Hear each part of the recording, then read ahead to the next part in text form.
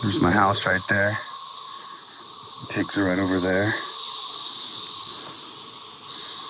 Trail starts there, goes down, loops down and up, and comes this way.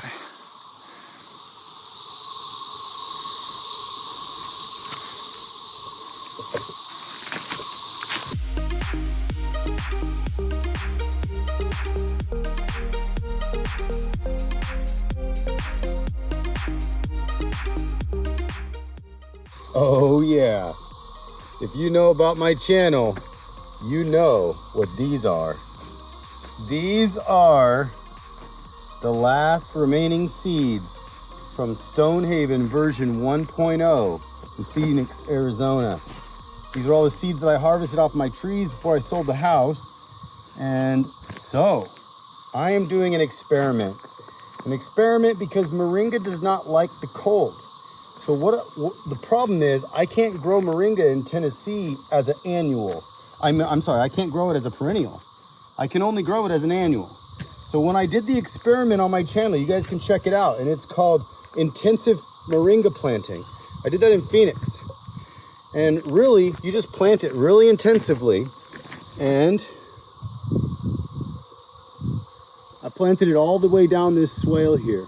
See, these are my bare root trees, all the way on this side and down this area. Now they are doing really well. This is a little cherry, it was a bare root. You can see it's got a lot of nice growth on it. And then check this out. This is a lily that's about to bud out. Very excited. In fact, let me show you something super special. Ooh, look at these. Aren't these amazing? So beautiful. And I missed it, but showing you on camera anyway. We got a beautiful iris here. I did take a picture of it, so I'll show you the picture, but this iris, so gorgeous. Still have one more bloom. What's going on, Awesome Army? My name's David A. Stone. Welcome to another exciting episode of Develop Awesome Skills, where I am committed to helping you maximize your life with a food forest so you can live happy, healthy, and free. So let's do this. This is another update. I wanted to give you guys another update because I told you after the last frost I was going to be planting some things.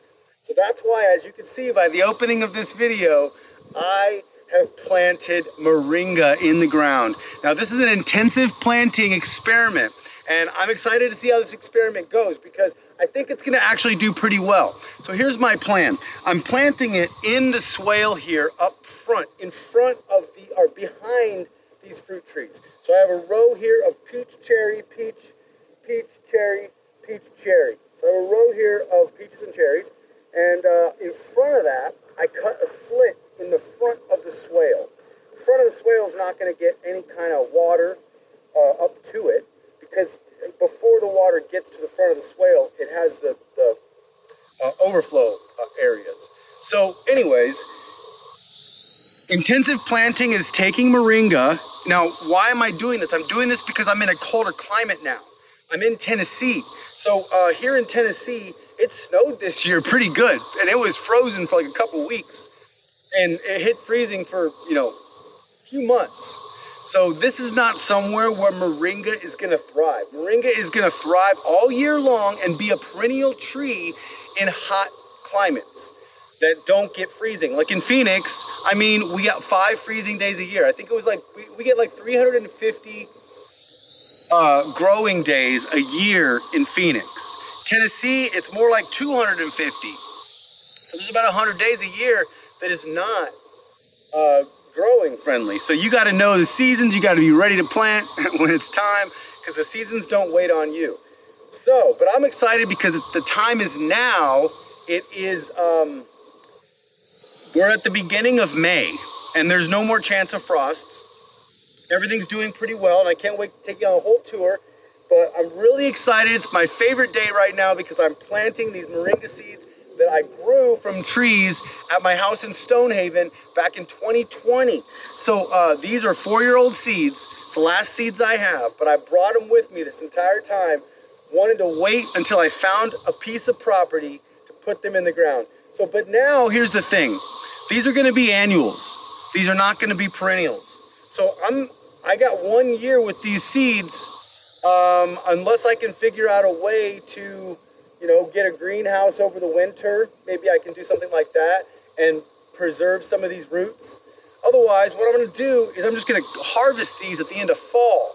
And what's gonna be cool about harvesting this moringa at the end of fall, if I leave the roots in the swales, the roots will disintegrate in the swales, and moringa roots have so many nutrients that are just gonna supercharge everything in this swale.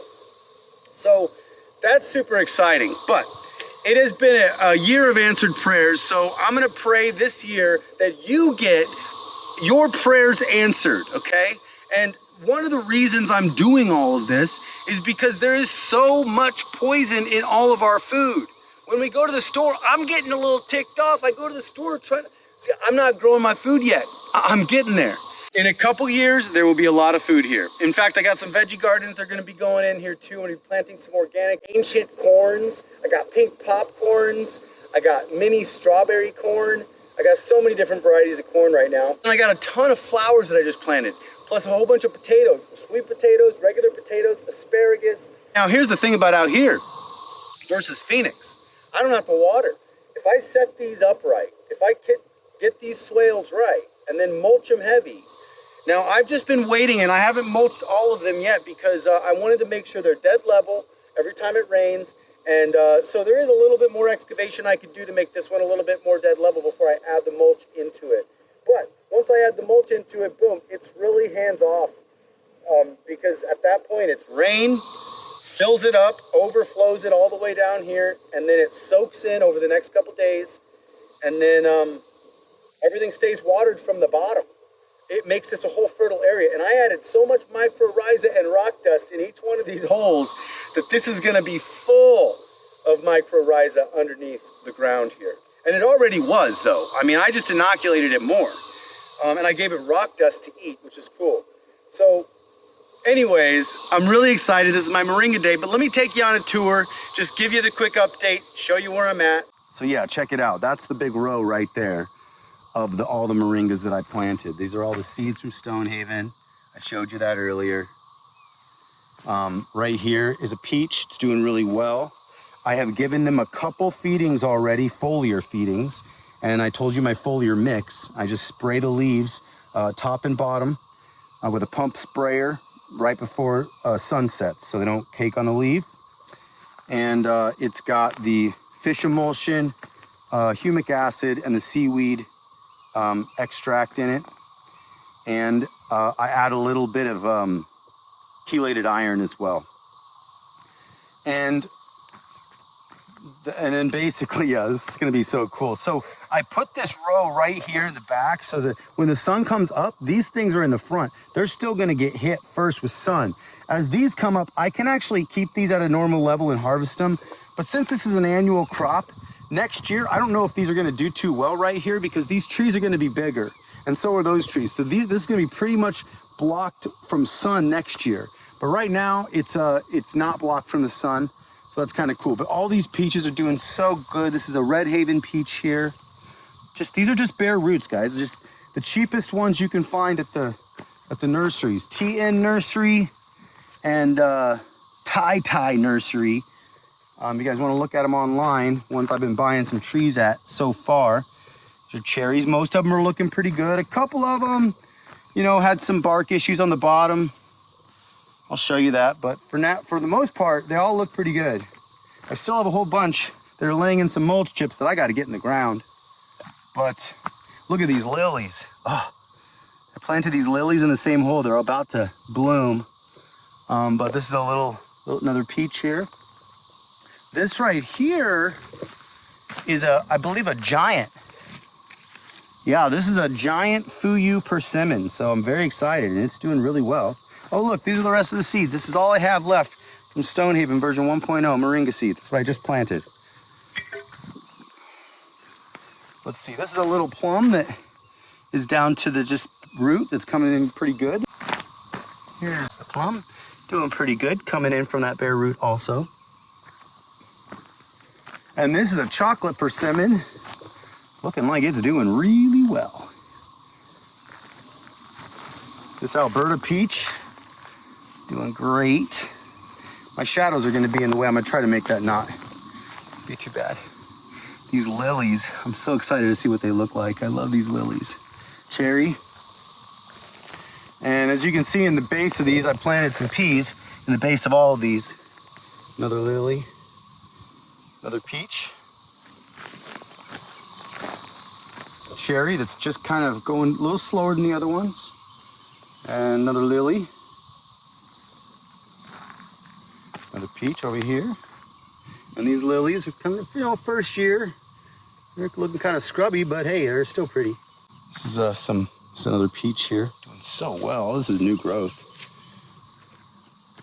This is another cherry here. It's doing really well too.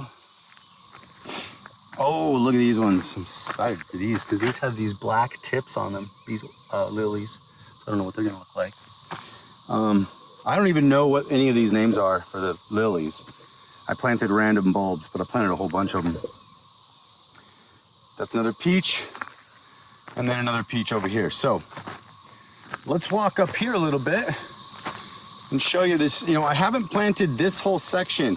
I'm actually gonna plant this with corn and squash and beans, just like the Indians did, the Three Sisters. I'm gonna plant this with the Three Sisters, and I gotta do that like today because it is time. There's some peas that are popping. I also got some, you know, carrots and some other things that I don't know are popping up. And then, oh my gosh, I love this little peach tree here. But oh my gosh, I love these lilies. Aren't they so beautiful? And then over here, I have a little bit of lettuce. I think that's red cabbage. And it's some lettuce. And that's some, I think that's the geometric broccoli. Or maybe that's the geometric broccoli. This little grape's starting to come in from the root. This blackberry is doing really well. And these roses, oh, this first rose is actually starting to open. It's kind of cool. You can see on the other side here, this is where I planted all of those daffodils, hyacinths, and tulips. And then I planted a whole bunch of lilies in between all of them, and then red clover in between all of that. And then some peas, another peach tree. But a whole bunch of lilies are there, and you can actually see some asparagus here too that's coming up. 3 pockets of asparagus. I think that's called Jersey Giant. There's a cherry tree. And there's the iris down here. There's another peach tree doing so well. So much new growth, just looking so beautiful. Just, you know, a little bit of foliar feeding does go a long way. I am gonna be root feeding too. There's a little blueberry down here. And here's another peach. And here is my other peach. So that is the initial food forest. Right there, 3 swales. I have more to do at the bottom there. But I think there's 30 fruit trees in this swale, but there's gonna be that whole bottom swale with moringa now. All right, I got everything planted. I got pictures of it all. I took pictures of the, you know, this is a little strawberry patch. I've already had some other stuff coming up over here. But there was some slow stuff that I just kind of planted right straight through. Planted a couple big pumpkins over there. Planted some red peppers over there. Some mini strawberry corn down there. I don't know what that is, but we're gonna find out. And then right here is a big patch. So this is gonna be this beautiful organic ancient corn. Couple in all 4 rows is gonna have the corn. Boom, boom, boom, boom. And then on the edges is gonna have a big, I think this is gonna be a pumpkin and a big squash over there. Here is a pad of okra, a whole bunch of rows of okra. And then on the edges is a big pumpkin and a melon and a watermelon. And then over here is another kind of ancient organic corn. And I only have the first 2 rows of the corn. No, I have first 3 rows of corn. And then I have 2 rows of 2 different kinds of heritage squashes. And then I'm gonna be getting some beans, and I'll be planting some beans after the corn sprouts and the squashes start sprouting. I will plant some beans and get some beans in some of the places to start sprouting before the squash covers the soil.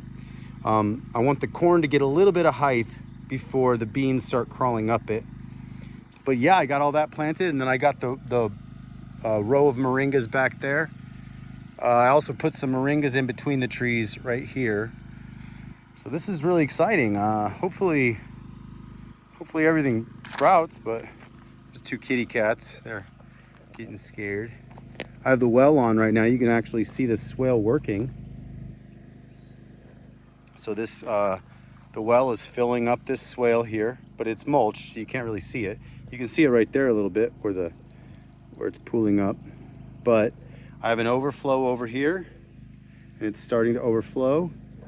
And I have another overflow over here. I think it's just beginning. Yeah, see, it's just beginning too. It's kind of a little clogged up from the last rain. But even though it's clogged up, it's still flowing through it. So that'll empty down. You can actually see the path that goes straight through the garden, which I need to probably divert it and go somewhere else. And then that side goes underneath the garden and hits the swale down here. Hi, how's it going? That's cool. So let me show you some other stuff.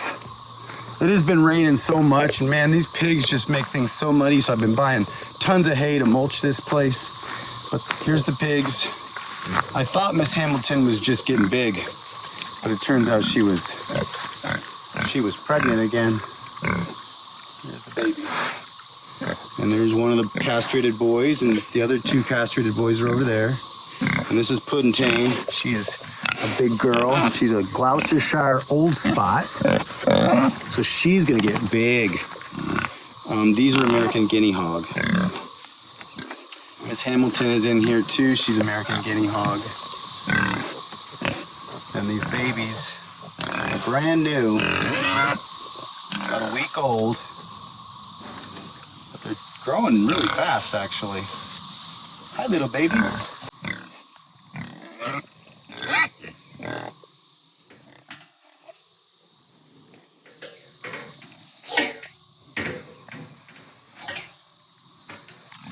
So I put my slack line up, but the ground is pretty rocky, man.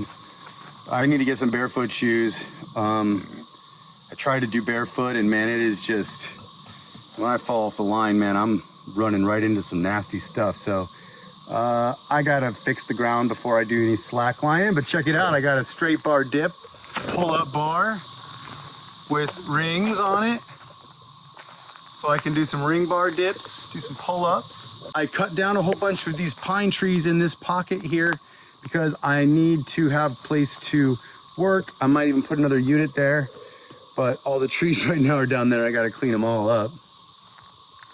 I also did cut a pathway in on the hill up there, which I can walk for you guys, show it to you. I'll do that at the end of the video. It'll be a nice tranquil ending.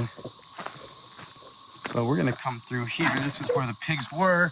I'm just, now that the land is regenerating without the pigs, I just had hay there with the manure, and man, it is coming up with hay. So I planted a ton of different wildflower seeds all throughout here, throughout the whole thing. I threw down all my non-GMO grain mix, see if any of it would sprout. And then I dug a couple trenches. I'm gonna actually plant moringa also right here, intensive plant moringa right there. This is the chicken coop now. And then over here, I just cut this little garden in with the pickaxe, and I cut a small one in over here too. And what I do is I just cut the ground open in slices, and then I add bags of soil on top of it. So really, all I'm gonna do is add bags of soil on top of all of this all the way down, and it's all loosened up. Once I get the soil on top, I get everything planted and I get it watered, it'll all just become one piece, and the plants will all grow throughout it, and it'll have native soil mixed with mixed with potting soils. It's on a slope here, so really I'm not even gonna have to water this, but I will. You see, I got this little little watering bottle. And so I'm gonna do a garden here. I'm not sure what I'm gonna do. This tree is a privet, which I'm taking out as much privet as I can that's around my house right now because I don't need the privet, and it's very invasive. But you can see it's shading it right now, but if I took that privet out, that would be full sun still. So the privet's gotta go. I have a wood chipper, and I'm gonna be wood chipping all my stuff. It's gonna all go back into the land. And if I don't wood chip it, if it's too big, I'll burn it. So that'll be good too. All right, let's go to the trail. We're gonna go under the house. We do gotta get all this cleaned up. It's just so much to do. Making progress. So that's where I start. Come down here, walk down the trail, and I can choose to either walk that way or this way. So then I'm gonna go this way.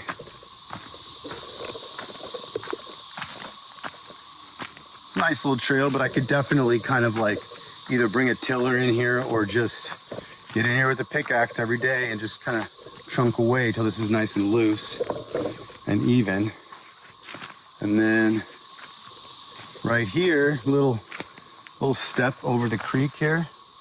Or this is not a creek, it's just a spring. I mean, it's running right now. It's been raining. You can see it's just running a little bit.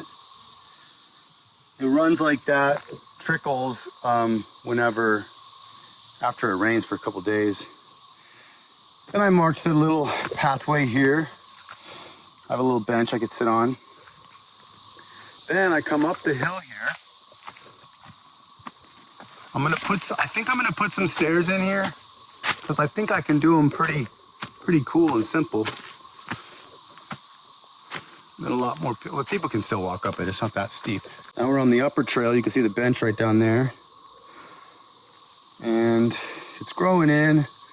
Still got to kind of come take the pickaxe to this and even out the trail, like cut into the hill here and move it that way just so it evens it out a little bit.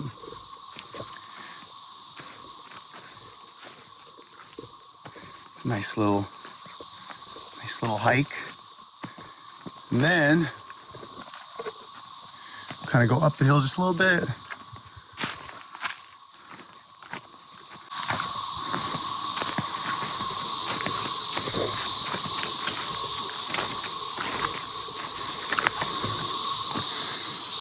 There's my house right there. The pigs are right over there.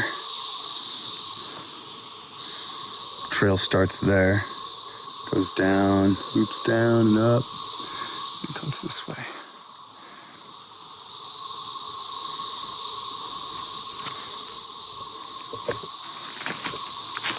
Yeah, I want to get this to where I could barefoot walk it. So I got a lot of work to do for that.